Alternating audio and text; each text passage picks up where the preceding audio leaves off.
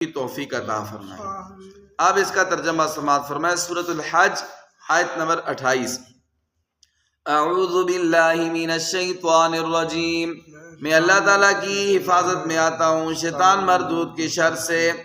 بسم اللہ الرحمن الرحیم، میں شروع کرتا ہوں اللہ تعالیٰ کے نام سے جو نہایت مہربان بڑا رحم کرنے والا ہے۔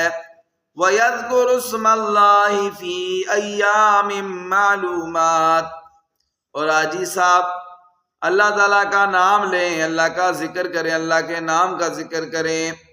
اللہ کے نام کا ذکر کرنے سے کیا مراد ہے کہ جانور ذبح کرتے وقت اس پر اللہ تعالیٰ کا نام پڑھیں۔ بسم اللہ اللہ اکبر۔ فی ایام معلومات، معلوم دنوں میں، معلوم دنوں سے مراد 3 دن ہیں، 10ویں ذی الحجہ، 11ویں ذی الحجہ اور 12ویں ذی الحجہ۔ علی ما رزقهم من بہیمۃ الانعام، ان چوپایوں پر جو اللہ تعالیٰ نے ان کو عطا فرمائے ہیں۔ اس کے بعد فرمایا فَكُلُوا مِنْهَا، اے حاجی اور عمرہ کرنے والوں تم خود بھی ان جانوروں کا گوشت کھا سکتے ہو۔